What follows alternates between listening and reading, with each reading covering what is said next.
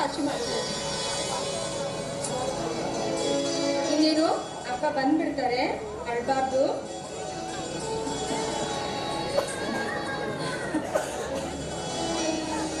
ನನ್ನ ಈ ಮಗುವಿನ ರೂಪದಲ್ಲಿ ಮತ್ತೆ ಹುಟ್ಟಿ ಬಂದಿದ್ದಾನೆ. ಅದಕ್ಕೆ ಇದರ ಮುದ್ದಾದ ಮಗುವಿಗೆ ಮಂಜು ಅಂತ ಹೆಸರಿಟ್ಟಿರೋದು. ನನ್ನ ಅಣ್ಣನ ಪ್ರೀತಿ ವಾತ್ಸಲ್ಯ ಸದಾ ನನ್ನ ಕಣ್ಮುಂದೆ ಹೀಗೆ ಇರಲಿ ಅಂತ. ಅಣ್ಣ, ನನ್ ಬಿಟ್ಟು ನೀನ್ ಕಣ್ಮರೆಯಾಗಿ ದೂರ ಹೋದ್ರೂ ಕೂಡ ನಿನ್ ನೆನಪು, ನಿನ್ ಪ್ರೀತಿ ನನ್ನ ಈ ಕಣ್ಣಿನಲ್ಲಿ ನಾನು ಕಾಣ್ತಾ ಇದ್ದೀನಿ. ಅಣ್ಣ ಅನ್ನೋ ಆ ಕೂಗು ಕಡೆಗೆ ಅಣ್ಣನೇ ನನ್ನ ಮಗುವಾಗಿ ಹುಟ್ಟಿ ಬಂದಾಗ ನನ್ನ ಸಂತೋಷಕ್ಕೆ ಪಾರವೇ ಇಲ್ಲ. ಅಣ್ಣ ಅಣ್ಣ ಛೀ, ನಾನು ಪ್ರೀತಿ ನನ್ನ ಗಂಡ ಬರೋ ಹೊತ್ತಾಯ್ತು, ಮಾತಲ್ಲಿ ಮುಳುಗ್ಬಿಟ್ಟಿದ್ದೀನಿ. ಅಯ್ಯೋ, ಅವ್ರ ಮೇಲೆ ಇವತ್ತು ಕೋಳಿ ಸಾರು ಮಾಡೋ ಅಂತ ಹೇಳಿದ್ರು. ಬೇಗ ಹೋಗಿ ನಿನ್ ಮಲಗಿಸಿ ನಿಮ್ಮ ಅಪ್ಪನಿಗೆ ಅಡುಗೆ ಮಾಡಬೇಕು, ಆಯ್ತಾ? ಹೋಗೋಣ.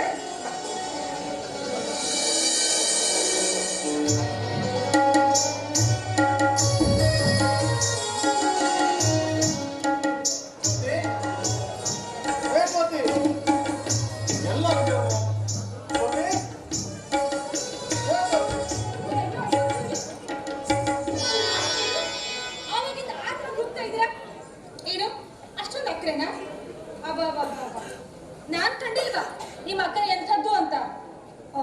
ನನ್ನ ಮೇಲೆ ವಿಪರೀತವಾದ ಪ್ರೀತಿನ ನಾ ಕಾಣ್ದಿರೋ ಅಕ್ರೆ. ಅಯ್ಯೋ, ಇವಳ ಪತಿರಾಯ ಬಂದ ಅಂತ ಪಾತ್ರಗಿತ್ತಿ ತರ ಓಡಿ ಬರೋಳು ಇವತ್ತೇನಪ್ಪ ಸಿಡಿಮಿಡಿ ಅಂತವಳೆ. ಯಾಕೆ ಮೋಲೆನ ಈ ತರ ಓಲೆ ಮಾಡಿ ಈ ನಿನ್ನ ರಾಜನ್ಗೆ ಬೇಜಾರು ಮಾಡ್ತಾ ಇದೀಯಾ? ಆಹಾ, ಏನ್ ಚಂದ, ಏನಂದ, ಒಂಥರ ಅರಳಿದ ಹೂ ಹೂ. ಕೋಪ ಮಾಡ್ಕೊಂಡ್ರಂತೂ ನನ್ನ ಹೆಂಡತಿ ಪಕ್ಕ ಸೋಲು ಬೆಂಚು ನನ್ನ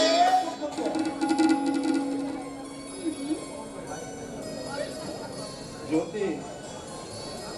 ಇವತ್ತು ಉಪವಾಸನ ಬ್ಯಾಡ ಕಣೆ.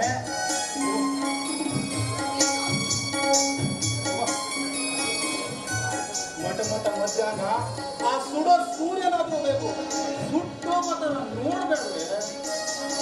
ನಾನೇನು ನನ್ನ ಮಗನಿಗೆ ಆಟ ಆಡೋಕೆ ಒಂದು ಮರಿ ಹುಲ್ಲಿನ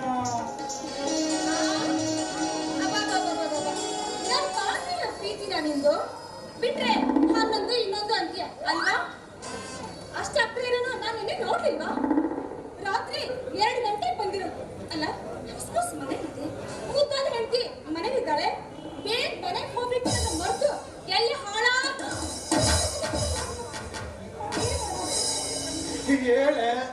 ಹೇಳು, ಯಾಕೆ ನಿಲ್ಸ್ಬಿಟ್ಟೆ? ಎಲ್ಲ ಹಾಳಾಗೋಗಿದ್ದೆ ಅಂತ ಹೇಳೋಕೆ ಮನ್ಸಾಗ್ತಾ ಇಲ್ವಾ? ನೀನ್ ಎಲ್ಲ ಹೇಳ್ತೀಯ?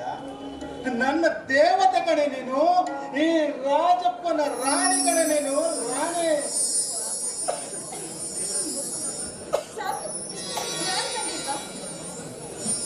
ನಿನ್ ರಾಣಿ ಕತೆ ಏನು ಹೇಗೆ ಅಂತ ಬಾಯಿ ಹೇಳ್ತೀನಿ. ನೀನು ರಾತ್ರಿ ತುಂಬಾ ಸುಸ್ತಾಗಿದೆ ಅಂತ ಒಂದ್ ನೈಟಿ ಹಾಕೊಂಡು ಪರವಾಗಿಲ್ಲ, ನಾನು ಸಹಿಸ್ಕೊಂಡೇ ಇರ್ತೀನಿ. ಆಮೇಲೆ ತುಂಬಾ ಕೆಲಸ ಮಾಡಿ ತಲೆ ತುಂಬಾ ಸಿಡಿತಿದೆ, ತುಂಬಾ ತಡ್ಕೊಳಕ್ ಆಗ್ತಿಲ್ಲ ಅಂತ ಒಂದ್ ಸಿಗರೇಟ್ ಸೇರ್ಕೊಂಡ್ ಬಾ, ಸುಮ್ಮನೆ ಇರ್ತೀನಿ. ಅದು ಒಂದ್ ಕಂಡೀಷನ್. ಇನ್ ಮುಂದೆ ರಾತ್ರಿ ಎಲ್ಲೂ ಕೆಲಸಕ್ಕೆ ಹೋಗದೆ ಹಗಲಷ್ಟೇ ಕೆಲಸ ಮಾಡಿ ರಾತ್ರಿ ನನ್ಗೋಸ್ಕರ ಓಡೋಡಿ ಬಂದ್ಬಿಡು. ಹೌದಾ? ನಿಮ್ ತನಿಗೆ ಹೇಳ್ಬಿಡಿ ಇನ್ಮಿಂದ. ನಾನ್ ಮಾತ್ರ ಹಗಲು ಹೊತ್ತಷ್ಟೇ ಕೆಲ್ಸಕ್ಕೆ ಬರೋದು, ರಾತ್ರಿ ಕೆಲ್ಸಕ್ಕೆ ಬರಲ್ಲ. ನೋಡಿಲ್ಲ ಆ ನಂಜುನ ಹಾಕಿದ್ರೆ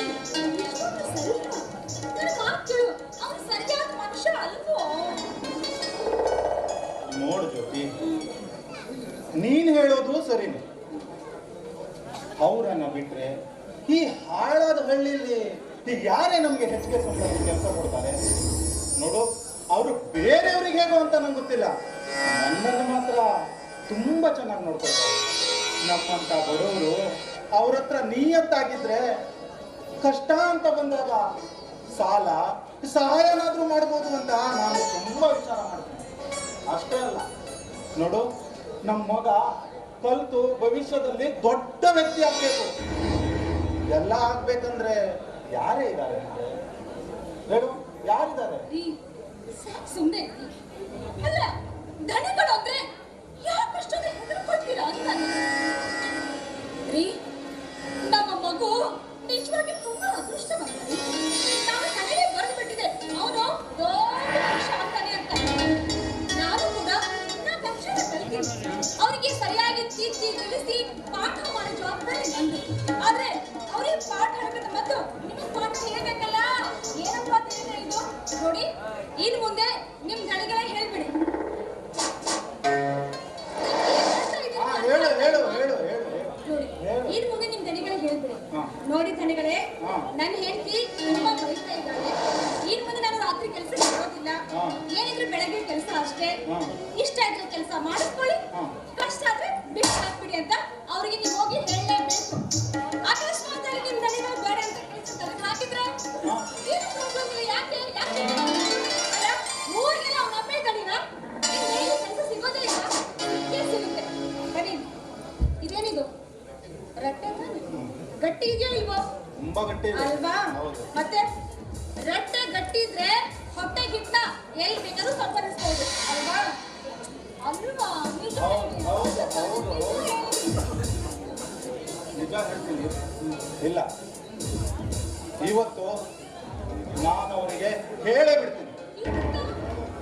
ಯಾವುದೇ ಕಾರಣಕ್ಕೂ ಕತ್ಲಾಗೋ ಮೊದಲು ನಾನು ಮನೆಗೆ ಹೋಗ್ಬೇಕು. ನಿಜ.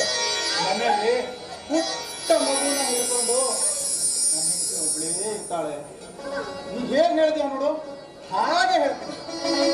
ಸಮಾಧಾನ ಸಮಾಧಾನ.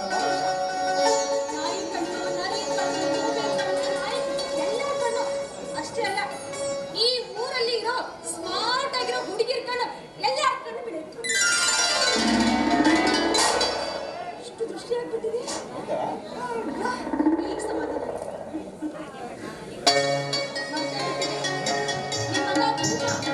ಇವಾಗಾದ್ರೂ ಅವನಿಗೆ ಲಾಲಿ ಹಾಡಿ ಮನಸ್ಸಿನಲ್ಲಿ ಎತ್ಬಿಡ್ತಾನೆ. ಮುಖ ತಗೊಂಡು ಬನ್ನಿ, ನಿಮಗೋಸ್ಕರ ತುಳಿ ಸಣ್ಣ.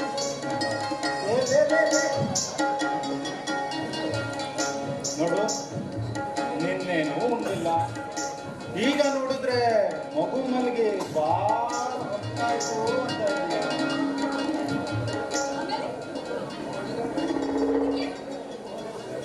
ನಿನ್ನೆ ಅವನ ಎತ್ರೆ ಮುಗ್ದೋಯ್ತು. ಪೂರ್ತಿ ರಾತ್ರಿ ನಾನು ಏನು ಮಾಡಲ್ಲ, ಇದು ಅವನ ಎದ್ರೆ ಮುಗ್ದೋಯ್ತು. ಪೂರ್ತಿ ರಾತ್ರಿ ಮಲಗೋದೇ ಇಲ್ಲ. ಇವತ್ತು ಉಪವಾಸನ. ಅವನು ಹೇಳೋ ಮೊದ್ಲೇ